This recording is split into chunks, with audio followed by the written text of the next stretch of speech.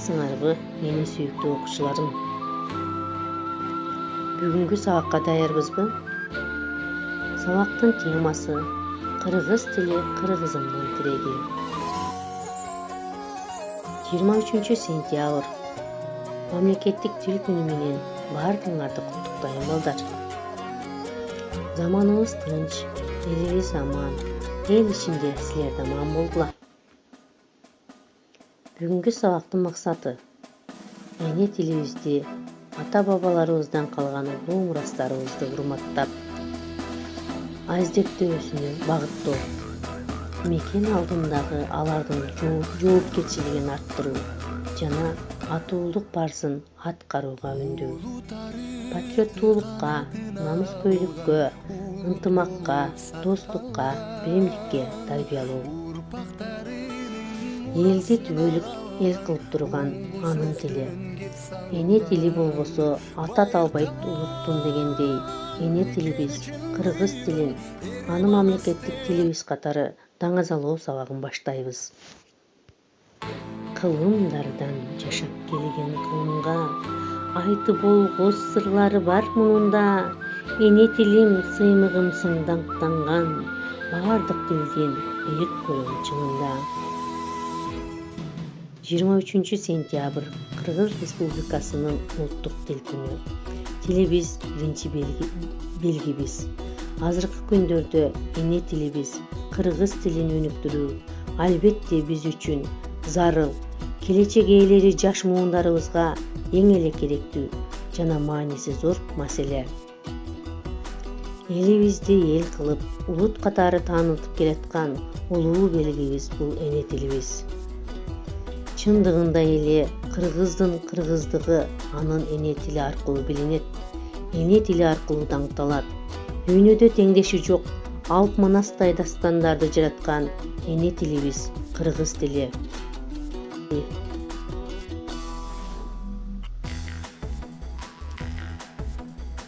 Кыргыз тили улуу манасын сактап калды. Манас кыргыз тилин өчүрбөй улантып келди.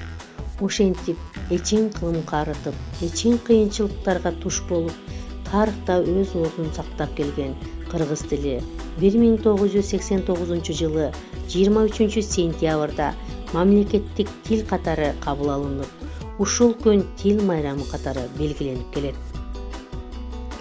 Кыргыз тили кыргыз тарыхы.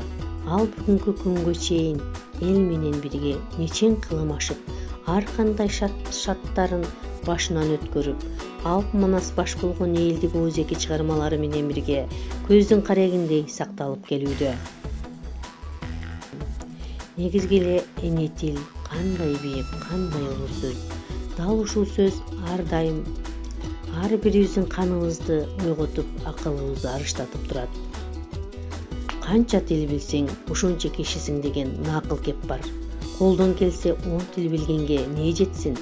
Бирок ошол 10 тилди билип, эне тилиңди билбесең, ата журтумду сүйөмүн деп көкүрөк каккандын эмне кереги бар?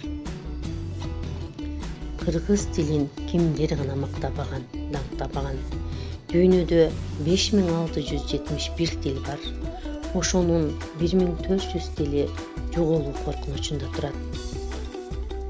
Залкар жазуучубуз Чыңгыз Айтматов кылымдан кылым өтүп, кыргыз эли жер үстүндө жашап турса, кыргыз тили да жашай берет деп таамай айткан. Алмасактан бери келе жаткан булбул тилдүү, таңдайынан чаң чыккан, күлкүлүү кеби күн батырып, тамаша кеби таң атырган, касиеттүү эне тилибиздин уюткусу, көрөнгөсү болгон ак калпактуу элибиз жашап турганда, кыргыз тили эч качан жоголбосуна, дүйнөлүк башка тилдер менен теңтайлаш өнүгүп, келечек урпактарга аалам мекендигине көлөтчү канат бутак болоруна ишенебиз.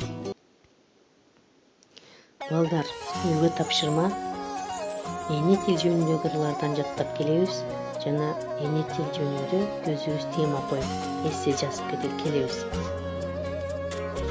Ушуну менен сабагыбыз аягына жетти.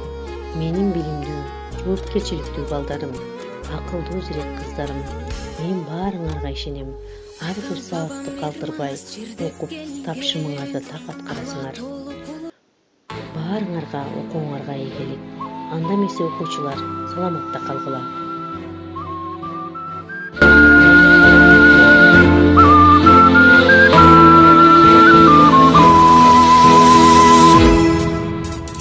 Алату өлкөм Кыргызстан, ажайып көркөм Кыргызстан, укмуштун бары табылган уютку чөлгөн Кыргызстан.